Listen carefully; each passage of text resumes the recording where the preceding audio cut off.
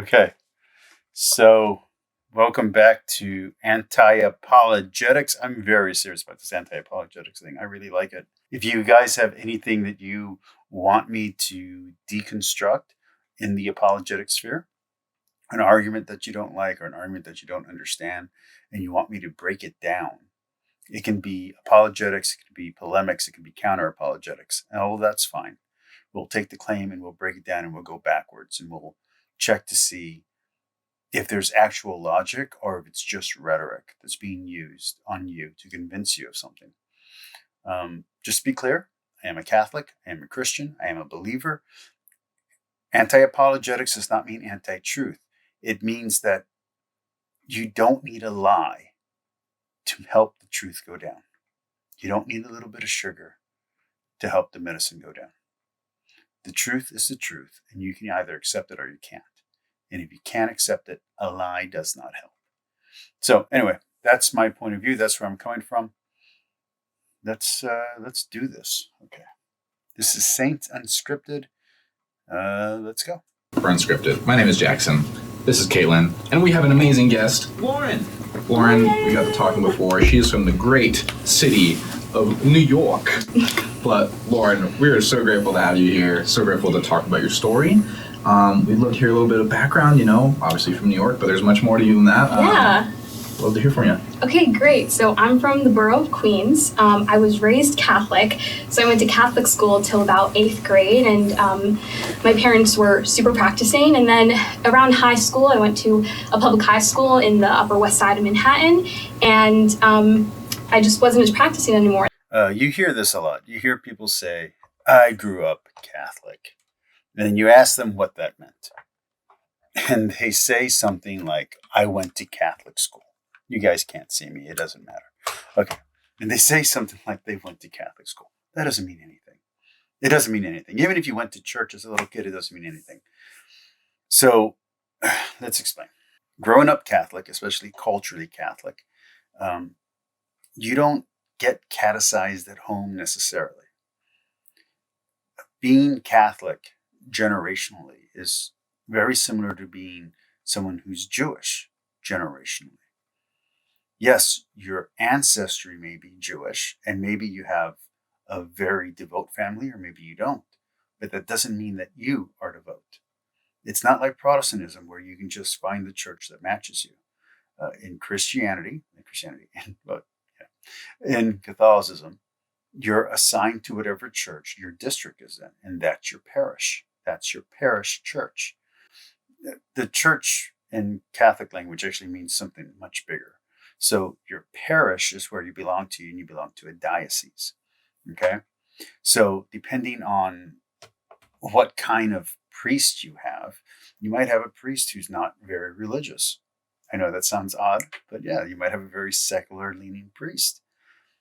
And you might have a very secular leaning family.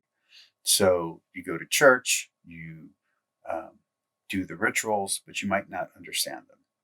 In Catholicism, going back a very long time, there's not a lot of stress in the individuals to read the Bible.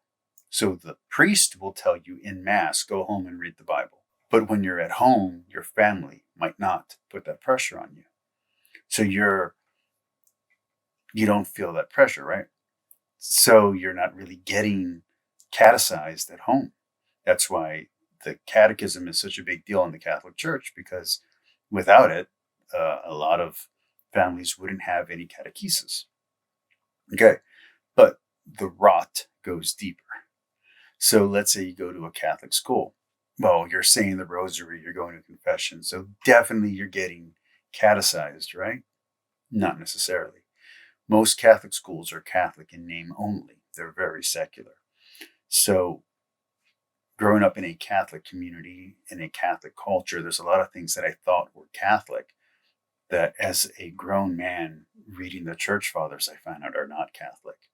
Some of the stuff, some of the practices are actually blasphemous. But you don't know that. You don't know what's folk Catholicism and what's cultural Catholicism and what's actual Catholicism. You just kind of get inundated by the culture that you're in, and you grow up Catholic. So just because she went to a Catholic school doesn't mean she knows anything about Catholicism. And just because she grew up in a Catholic family doesn't mean that her family catechized her properly. And I know this is a problem in Protestantism and a problem in Orthodoxy and a lot of other Christian traditions, not only Christian traditions. I'm sure there's Buddhist families where they don't really stress teachings of the Buddha. But just be very clear, her going to a Catholic church and her going to a Catholic church as a kid, her living in a Catholic family, and her going to a Catholic school means almost nothing. The family, just because they said the rosary and went to church on Sunday, doesn't mean they were studying the Bible, doesn't mean they were studying the catechism, doesn't mean they were reading the church fathers, doesn't mean that they were doing the liturgy of the hours. They could have just been saying the rosary and going to church and daydreaming the entire time. So that's kind of where I come from. I moved out to Utah about 2 years ago, in June 2021. So I'm a convert to the Church of Jesus Christ of Latter-day Saints. I converted back in 2018. And so the way that came about was, as I mentioned in high school, I had stopped going to church. I wasn't really identifying as Catholic anymore. And my parents were kind of the type of Catholics that go to church on like Christmas and Easter. Exactly this. This is exactly what we were just, This is exactly what we were just talking about. I am just a mess today. You guys don't see this, but everything's just kind of in the wrong place. I had just set up everything for like a gaming thing I'm doing with some friends, and that's going to cause feedback. And so everything's all bunkers. So she just explained what I was just explaining to you. But they're not devout. They're only going to Catholic church on major holidays, which is something I've talked about on this channel before. People have unsubscribed to my channel because I say this. Okay, I get it. I'm Catholic too. Guess what? A lot of Catholics only go to church on the major holidays. It doesn't matter what's required.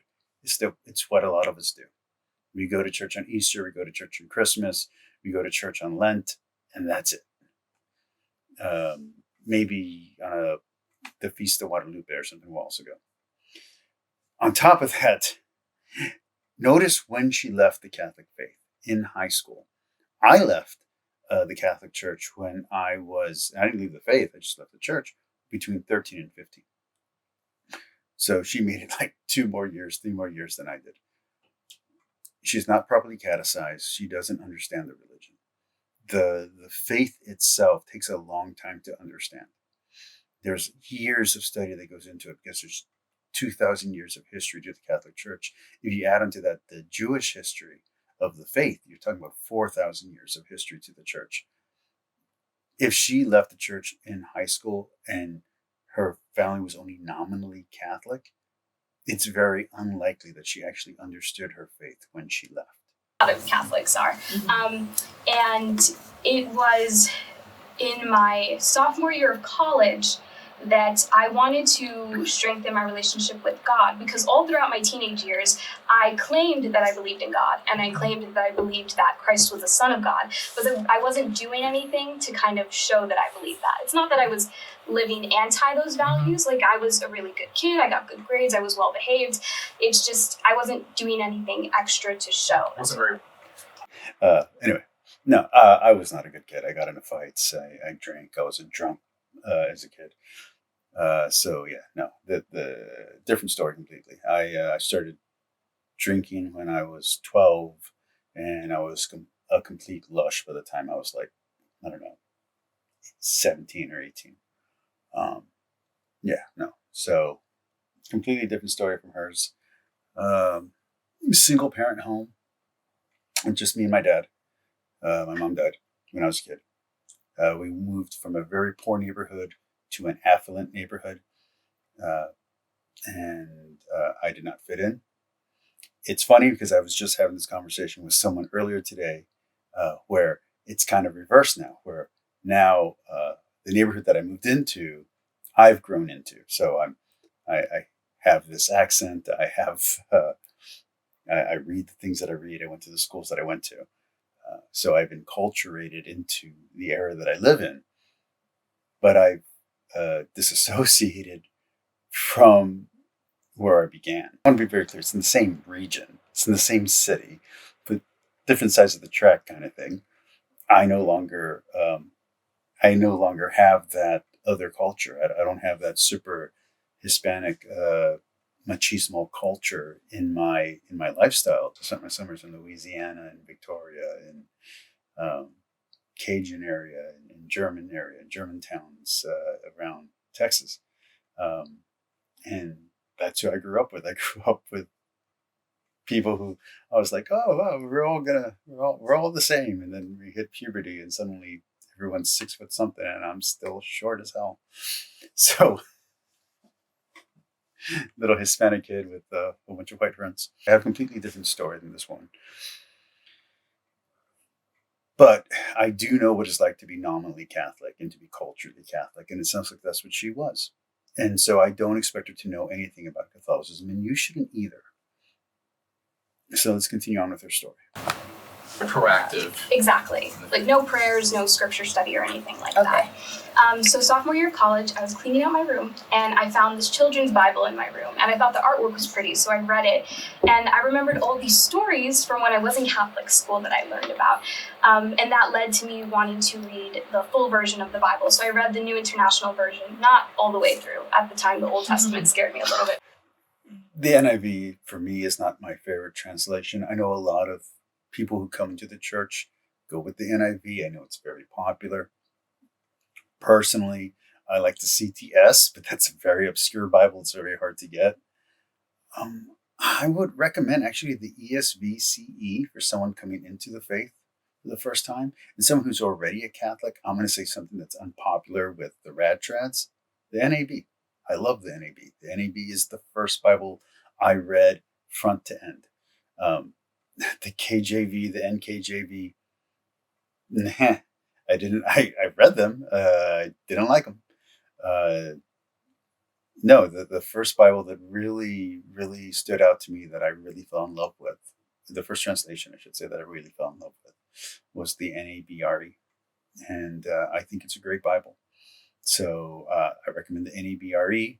I recommend the ESV CE for someone coming from Protestantism into Catholicism. Does many, yes. It still does for me. Yes, but I read as much as I could, and that led to me praying daily, and that led to me wanting to find a community of believers that I could ask questions and just. Their stock footage of Catholicism is what I was trying to grow in. ironically And funny. so I went back to Catholic church for a little bit, and then I went to a non-denominational Christian church for a little bit, which was so fun.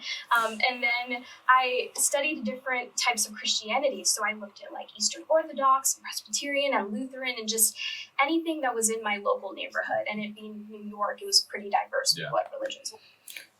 So for my journey back into the Catholic faith, I was a Taoist for a long time. Before that, I was a Socratic. Let's not worry about that. And I was a Stoic for a little while. I really like Stoicism. I still think it's very valuable. But when I was going back into my faith, the faiths that I was looking at, or the denominations, if you want to say that I was looking at was Baptist, Eastern Orthodoxy, specifically Greek Orthodox, and Catholicism. And Catholicism, I was only listening to online masses. I was really loving Eastern Orthodox. If Eastern Orthodoxy believes in the Pope, I would be Eastern Orthodox right now. So I might become an Eastern Catholic at some point if I ever live somewhere, or if an Eastern Catholic church ever comes to the area that I live in. Yeah, I'd be attending an Eastern Catholic church. Offered. And then I had heard about the LDS church, not in like great detail or anything. And I'd seen missionaries in my neighborhood all growing up, and they never once stopped me. They stopped every member of my family, but never spoke to me. So I've dealt with Mormons and Jehovah's Witnesses very often down here. There's actually, where I live, there's a big Mormon temple that just got erected. I don't know if I'm using the right terminology. It's huge. It's got a little church in the back. It's got this big front-facing building that's beautiful. You can tell that it's not Christian, but they really have some good homages, and the architecture is great. A little bit modern for my taste, but good. And there's a lot of Jehovah's Witnesses also where I live. I don't know what that's about, but yeah. But this is a Catholic community that I live in. It's almost all Catholics here, and but yeah, there's a big old Mormon temple thing right next to where I live. So that's interesting because I'm in Texas. I ain't anywhere near Salt Lake. All right, let's keep going. And I went up to them and they said, "Hey, are you guys Mormon?" And they said, "Yeah." And I was like, "Cool. Can I get your Hey, book?" yeah, And huh. so they gave me Yo. my first copy of the Book of Mormon. Yo, Mormons, what's up? You mean your book? You know what I mean. I didn't know like how to ask for it, and I felt super awkward about it. I actually sat on the bus for like 5 minutes, so anxious. So when I was like, I want to say 12 or 15, somewhere in there, there's Mormons that were going by my house a lot. I don't know. I know they're not called Mormons anymore, but at the time they were called Mormons, so I'm going with Mormon. And I got a copy of that version of the Book of Mormon, which is funny because the current translation is different than that translation.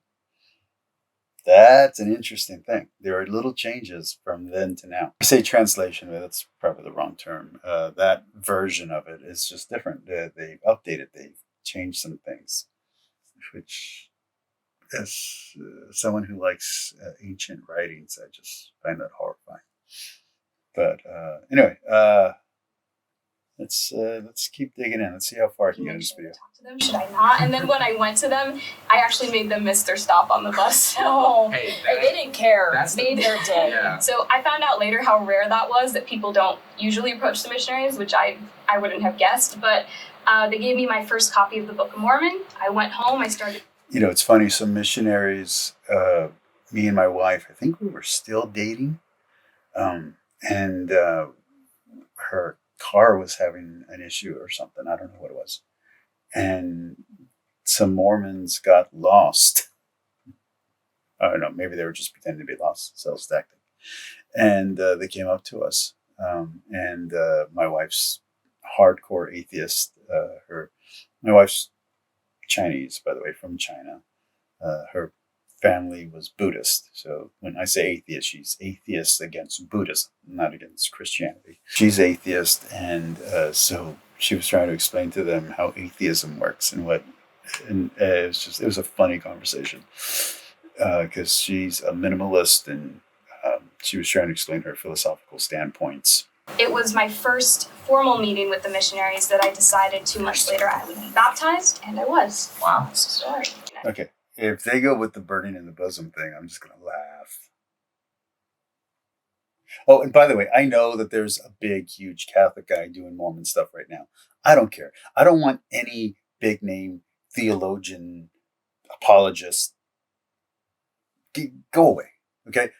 YouTube is for people like me. Okay. You just go to your network and go do your stuff. Okay. Let us normal lay folk have YouTube. Okay. And have Twitch. You can go somewhere else. Go on TV.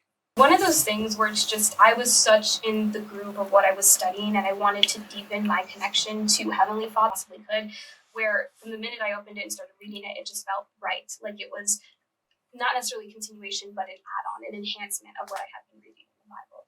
And then once Christ started being mentioned, that confirmed it more for me. I just want to go back to, as you said. Ooh, I wonder if they're going to talk about the fact that they don't worship Jesus or that they don't view him as God. That's going to be interesting. Let's see, are you going to actually talk it, or are you guys going to be us? Oh, this is an anti-apologetics channel, so if you're expecting me not to cuss or not to be rude or to be serious, this is anti-apologetics. This is not an apologetics channel. So if you want someone who's going to be nice, just go on to another channel. I'm here to have fun. I'm here to enjoy this. I want you to be my friends, and I want to hang out with you watching this and just enjoying it for what it is, okay? I'm not here to dismiss them. I'm not here to make fun of them, but I'm also not here to just accept what they say because they're saying it either. I'm not trying to dissect it like that. if I see a lie, I'm going to expose it. If I see a rhetorical trick, I'm going to talk about it. Right now, I'm just enjoying her story, and let's just see where this goes. Were the same guys on the bus, were the same ones who taught you, or they referred No, you to? they referred me to the YSA missionaries. Okay, YSA. Oh, great. And once you made the first time meeting with them, they invited you to be baptized, you said, and you accepted. Yes. So why did you accept that first invitation? I'm going to be honest with you, and maybe this isn't the answer you're expecting. I used to live in delusional optimism, which is like this idea that like the best is going to work out regardless, so I might as well try it. I know she's saying something super positive, supposedly, but this is just heartbreaking to me. You've already been baptized. There's only one baptism in Christianity in general. You shouldn't be tripling or doubling your baptism. You're already baptized into the one true church. Whether you want to call it Catholicism or Christianity, whatever, you have a valid baptism. You have an indelible mark on your soul. And then you're going to go and dirty it up with another baptism. I'm kind of wondering if, like with Orthodoxy, if they kind of make her recant her Catholic beliefs or Catholic membership. Because the only way they can do that is the Pope, technically. Not trying to get political, I just think it's funny. If I feel good about it in the moment. I think meeting the missionaries for the first time, first of all, I just had this feeling of like, this feels right and this feels safe. And those were two things I couldn't deny. The only thing we talked about in our first meeting was they asked me, do you know who Joseph Smith was? And me, being somebody who obviously did my research beforehand, was like, Joseph Smith, born da-da-da-da-da, lived in da-da. Like, I wanted to kind of impress them, right? Yeah, like, and I think that's why they invited me so quickly to be baptized.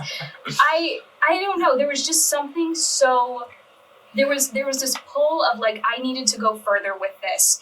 And when I agreed to be baptized, I didn't feel any sort of like, no, don't do that. That's scary. That's like anxiety inducing. And usually I will feel something like that if I'm going in the wrong direction. But for this, it just felt like very calming. Almost relieving. It felt like it meant nothing. Yeah, and I didn't realize that in the moment how big of a lifestyle shift it would be. That actually came later. But I knew that this was what I wanted. So, I just decided to go for it. So for me, entering back into the Catholic faith, what led me back in was a stumbling block. I had read the Bible front to back 3 times at this point. I had just come out of a really unhealthy state in my life. And by unhealthy, I don't mean like emotional distress. I mean, like I was super diabetic and I had lost about maybe 100 pounds, and I had started eating right and being healthy and exercising every day. And one of the things that was going on as I was reading the Bible is I had a lot of problem with Paul. I was a very liberal person at that time. Nowadays you'd call it progressive, but progressive didn't mean what it means now at that point. This is over 10 years ago. And I had a problem with Paul's apparent misogyny, with Paul's apparent anti-Semitism. And I had a problem with the fact that Paul seemed to contradict the words of Jesus, specifically the red letters, I really don't like red letter text, by the way, but those specific issues, the fact that the words of Jesus seemed to contradict what Paul was saying, the fact that Paul seemed very misogynistic in certain areas and certain passages and epistles, and the fact that there seemed to be a lot of anti-Semitism coming out of Paul. So those things really bothered me, and I wanted to find answers. So I went to a celebrity. I guess you'd call him a celebrity. I never mentioned his name, but I'll mention it now. Steve Glosson, there we go. And then I also reached out to Catholic Answers and a few other places. Catholic just gave me nothing, by the way. And just in general, I ended up going back to the church I was baptized in first. The parish I was baptized in as a little baby. And then I went to some Baptist churches. I was trying to reach out to a synagogue. There's a Hindu place, but that wouldn't. There's a Hindu temple right next to my house, but I didn't. I didn't go there. Eventually, I went back to the church that I had, the specific parish that I had left, and I was just trying to go talk to a priest to ask him these questions, and I ended up meeting a lady that knew my mom, and my mom had passed, but she knew her when they were in a Bible study group in a non-denominational not Bible study group, whole things. And she's like, "Oh, my husband teaches the RCIA class. He's the deacon here." So I was like, "Yeah, sure." So she said, "Why don't you go there and ask your questions there?" And I did. And I ended up going back to the Catholic Church and the Catholic faith.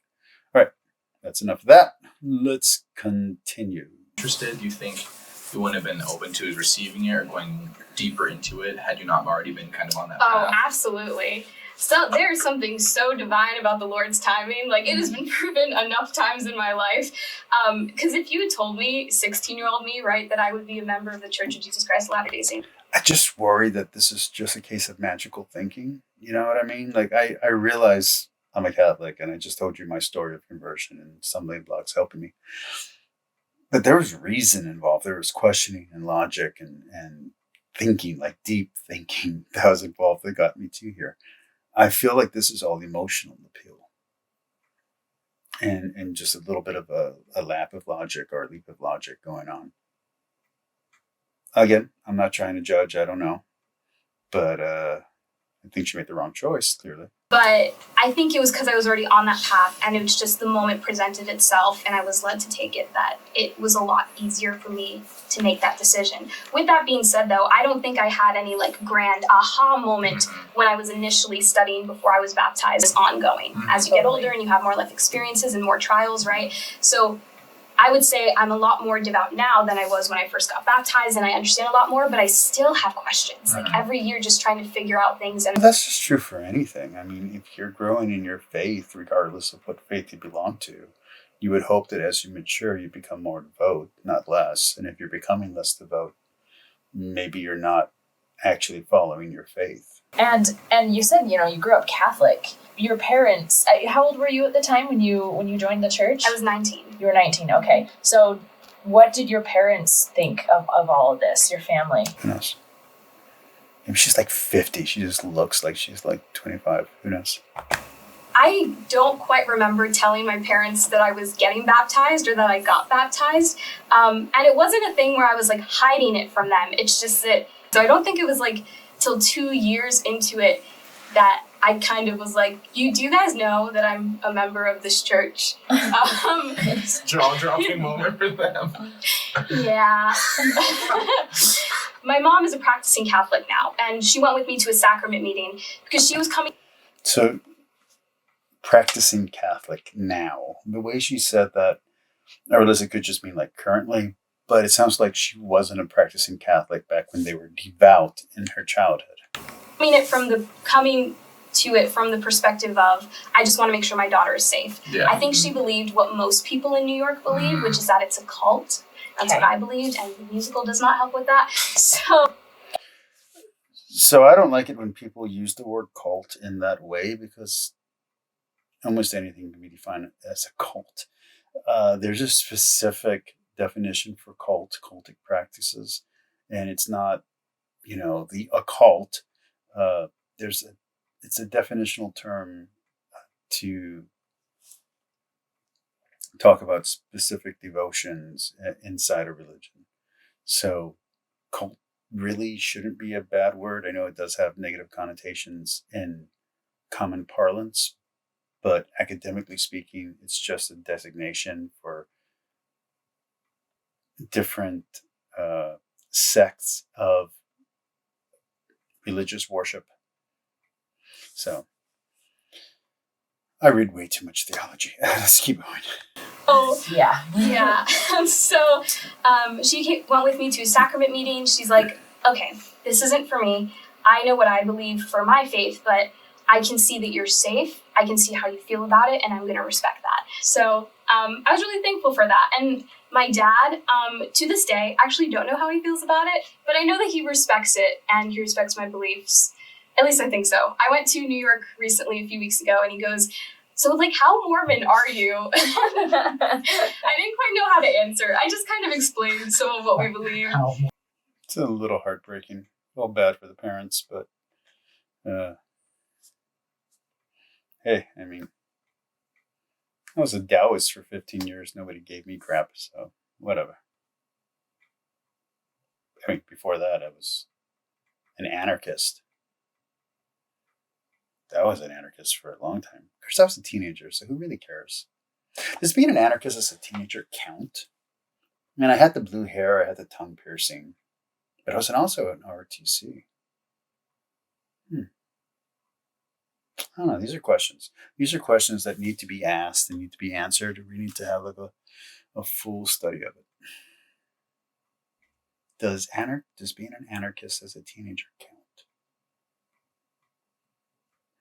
My grandma on my dad's mom. She actually passed away recently, and I think that's kind of where the bigger questions come into play, right? Like it was really difficult when that happened for a number of reasons, but mostly because we had a Catholic funeral for her, which I respect because she was Catholic and my father's Catholic. But it's hard when you have this very different understanding of what happens after death than your parents, because you do your best to comfort them and be there for them, but your understanding is so different. I almost felt like I was more okay with it, as okay as someone can be losing someone they love, because I know what the next steps are. Yeah, the mourning process is different. Yes, exactly. Yeah, So the mourning process being different.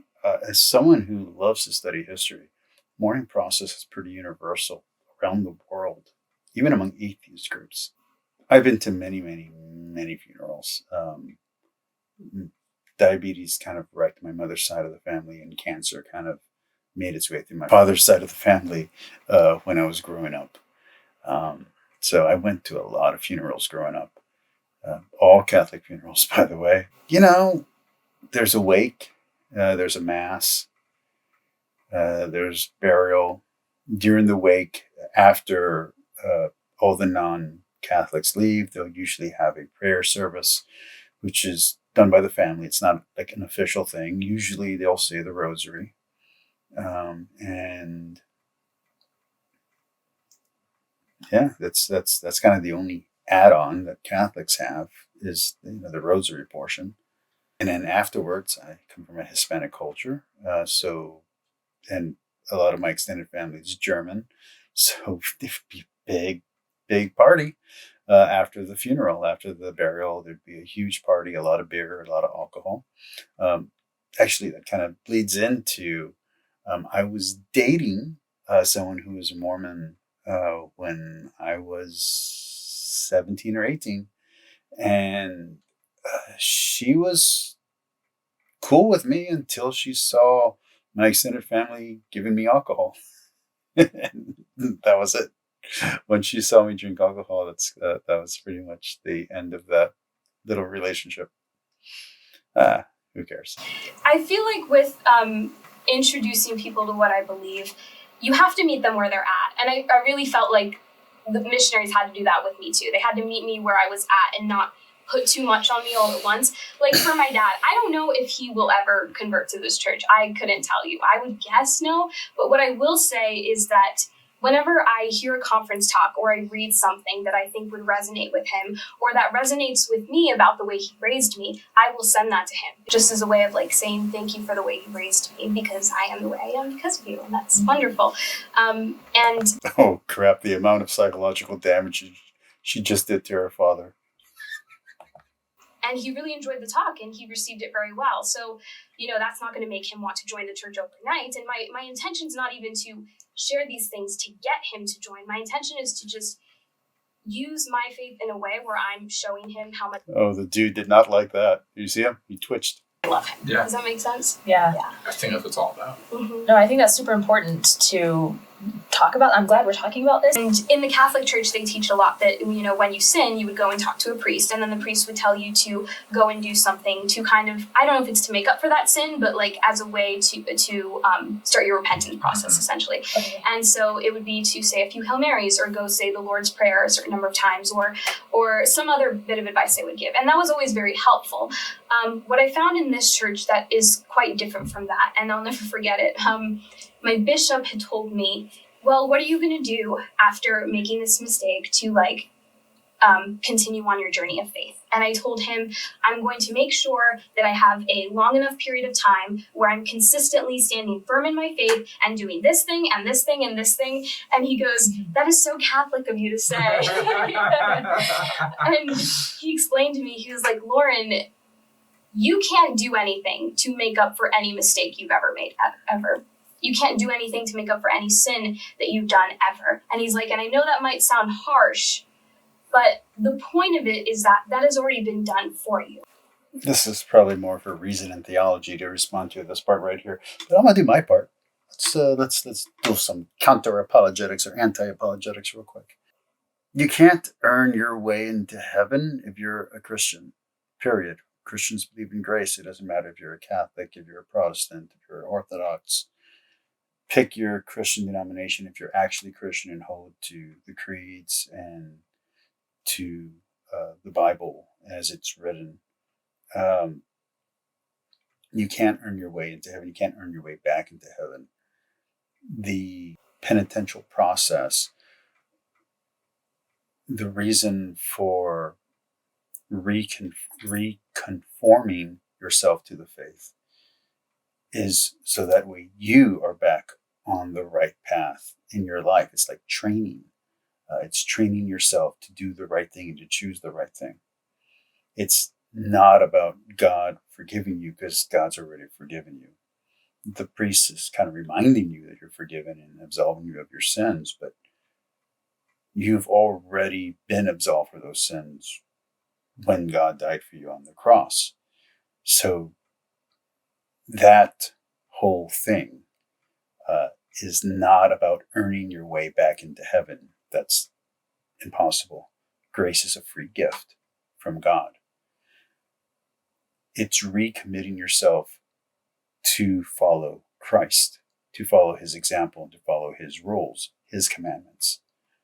Remember, he doesn't negate the previous commandments, but he is telling you in summation how to properly understand and fulfill the commandments. Love your enemy. Love yourself. Love your enemy, love your neighbor, love yourself, and love God above all. Those are the commandments.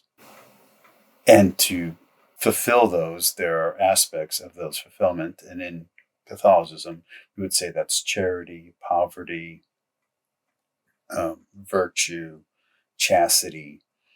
These are all virtues that you need to live out. And again, you're not living them out to earn your way into heaven. You're living them out because that's what God is asking you to do. To be perfect like your Father in heaven is perfect. With the caveat that no one's perfect. Really, she's just left her faith before she understood how this works. And a lot of Catholics may never understand how this works because they don't take the time to learn these things. Catholic Answers spends just as much time teaching Protestants about this as they do teaching Catholics about this. It's not well explained. And even if the priest talking during the homily, trying to explain this to you, even if you went to CCD as a kid, even if you went to RCIA as an adult, you might not have a great understanding of this. Even if you read through the catechism, you might not have a great understanding of this. You being forgiven doesn't free you from temporal punishments. Okay? So just because you get to go into heaven doesn't mean that if you rob a liquor store, you're not also going to jail. Okay? Yeah, God forgave you, but the person who you wronged might not have. And there's a great line that the only one who I've sinned against is you, God. Your sin is against God. Your crime is against the person that you did the crime to. So you're not free from the temporal punishment. That means the punishment in this life. And training yourself and reconforming yourself to the faith is not a way to earn your way back into heaven. It's disciplining yourself. It's an act of discipline. It's just a way of acting out your faith. It's a way of living your faith and showing to yourself and to the world that you're conforming to the faith. It's not about God forgiving you, because God's already done that. God's already died for your sins. The priest has reaffirmed that to you. The priest has absolved you of your sin. You're already forgiven. If you died from going from the confessional to the pew to make your prayers that were assigned to you by the priest, you're still getting to heaven. You're clean. You're good. You've been renewed. You're just reaffirmed. You're not.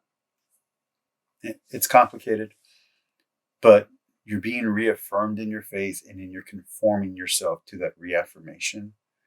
You're not earning your way into heaven. No one can earn their way into heaven. Makes up for all those mistakes you are going to make throughout your life. Your job is to just come with a heavy heart and give that heavy heart to him. And be honest in your repentance, and be sincere and be genuine, and seek to improve yourself, because you know that the commandments were created not to prevent you from doing certain things, but to bring you the most personal fulfillment you could ever have in this life. In Catholicism and in most ancient Christianity, self-denial is important. So it's not about fulfillment. It's not about happiness. It's not about riches. It's not about getting your desires granted. It's not about the most happiness. None of that. You are a slave for God. You are a servant of God. What God says, you do. It's not about great is good for the most amount of people. It's not about feeling good about yourself. It's not about pleasure seeking. You do it because God asked you to do it. That's it. If you're going to serve God, you have to follow his commands. Understanding of why Jesus Christ went on the cross for me and for everyone else gave me this totally different view. For everyone, for many, it gets a little complicated. How I live my life. It gave me this different view of when I make a mistake, that I'm not this guilty, sinful person who should feel awful, but rather like... We're all sinners. We're all sinners. We're all sinners. Everything's a growing experience, one, right? There's a way to learn from it. Two, if I'm doing my part in the repentance process of coming to him and giving him my heart, then he will turn anything around for me to make it work for my personal fulfillment, as long as I do my part. I don't like the language of as long as I do my part. It sounds a little too much like what uneducated Protestants accuse Catholics of. We're not works-based. You're supposed to do good works because God asks you to do good works. You can add to the sufferings of Christ, yes. I mean, that's in the Bible, but you can't earn your way into heaven. It's God's or Jesus' superabundance of merit that allows you to get into heaven. It's his grace. It's his forgiveness that he's giving you. The Father is forgiving you. The Son's forgiving you. The Son died for your sins so the Father can forgive you. Trinity, three persons, one being. We don't need to get into that right now. But the economy of salvation, like the economy of the Trinity, is important, because whether you're going to use words like atonement or you're going to use words like justification, you do have a role in accepting that forgiveness, but you are forgiven. The good news is you are forgiven. God can forgive anyone. We go to confession because it's good and healthy for us to confess, and because God asked us to do it. But I wouldn't say it's transactional. Fulfilling a command, I don't think is transactional. You're not getting rewarded for it, because that gift of grace has already been given. You're just accepting. And you're reminding yourself that you have accepted the gift, and you're getting rid of that stain of sin I don't know. I just don't like her wording. Has kind of stuck with me because it feels like less pressure now to be perfect because I can't be, and more just I want to do my part because Sounds like she may have suffered from scrupulousity. he did his part for me, and there's no greater feeling of love than that. So, All right, we're good. That's it. This went way too long. I think I'm in an hour. This is way too long. I got to edit this down. Peace, like, subscribe. Enjoy. Talk to you later.